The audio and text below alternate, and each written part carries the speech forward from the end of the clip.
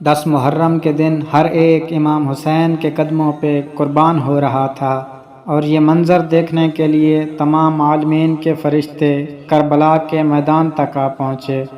کبھی امام حسین سے زمین مخاطب ہو کے کہتی ہے کہ اے ہمارے آقا، ہمیں حکم دیں، ہم ابھی پھٹ جائیں اور اس پورے لشکر کو فنار کر دیں۔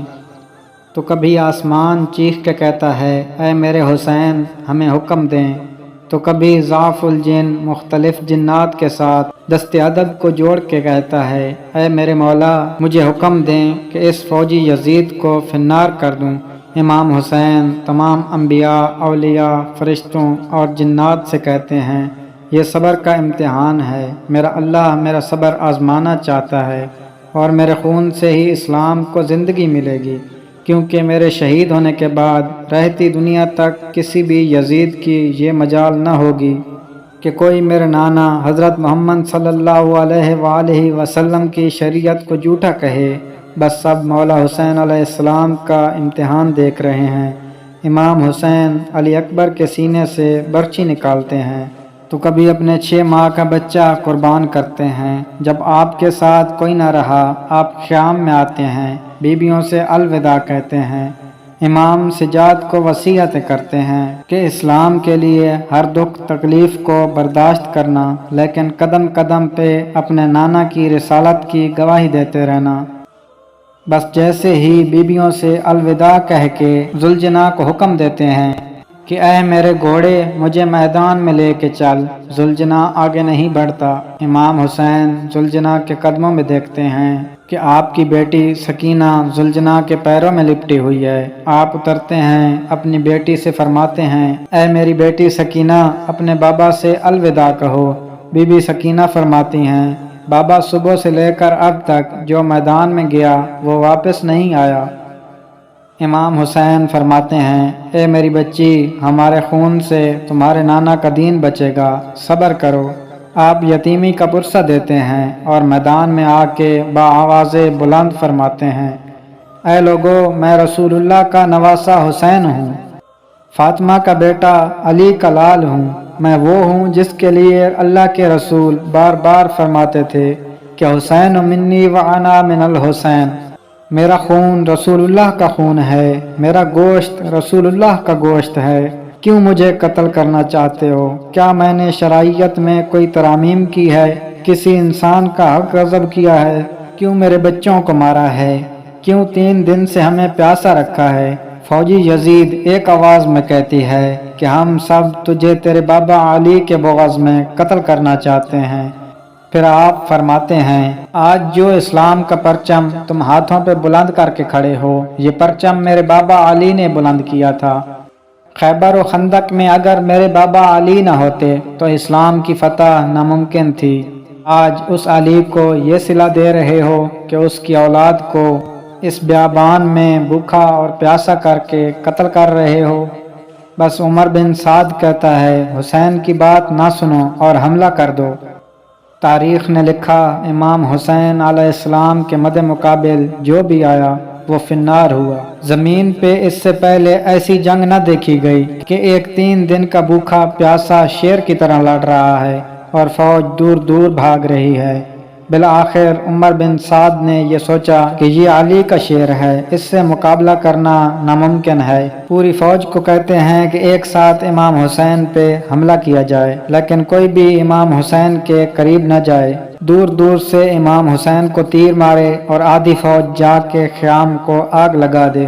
بس ہزاروں کی فوج نے امام حسین کو چاروں طرف سے گھیرا اور دور دور بھاگتے ہوئے امام حسین کو تیر مارتی رہی، نیزے مارتی رہی، اور کچھ جا کے امام حسین کے خیام کو جلاتے ہیں۔ امام حسین کبھی خیموں کی طرف جاتے ہیں، کبھی سپاہیوں کی طرف آتے ہیں۔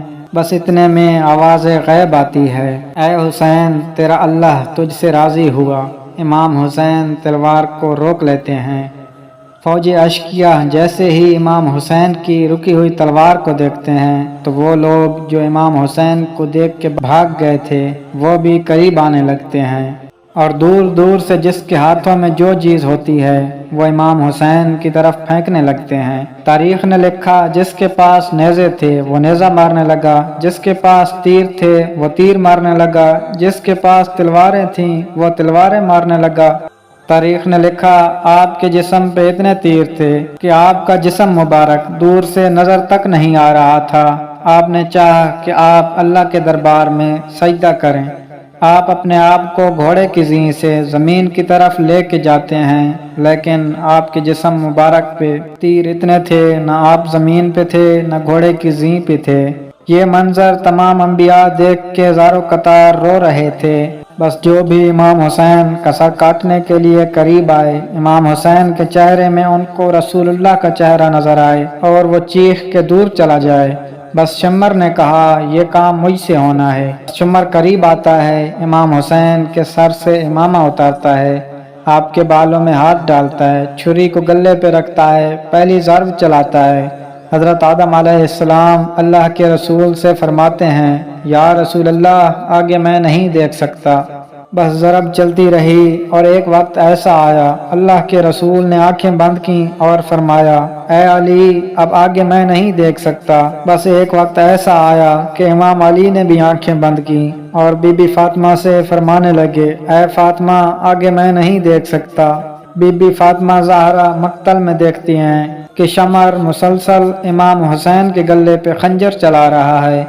آپ قریب آتی ہیں، دونوں ہاتھ امام حسین کی گردن پہ رکھتی ہیں اور فرماتی ہیں اے شمر نہ مار میرے بچے کو، نہ مار، میں نے چکیاں پیس کے اس کو پالا ہے، یہ تیرے رسول کا نواسا ہے۔ لیکن افسوس شمر مسلسل امام حسین کے گلے کو کاٹتا رہا۔ شمر دیکھے امام حسین کے مسلسل لب ہل رہے ہیں، سوچا کہ شاید امام حسین ہمیں بد دعا دے رہے ہوں گے۔ قریب آ کے جب سنتے ہیں تو امام حسین فرما رہے تھے اے اللہ میرے بچوں کی قربانی قبول کرنا، میرے عزیز و اقارب کی قربانی قبول کرنا، تیرا شکر ہے کہ تو نے اپنے محبوب کے اس نواسے حسین کو اس عظیم امتحان کے لیے چنا، میری قربانی قبول کرنا، تو عظیم ہے، تو اعلیٰ ہے، اگر میری 70 جانیں بھی ہوتی تو وہ بھی میں تیرے نام پہ دین اسلام پہ قبول کرتا۔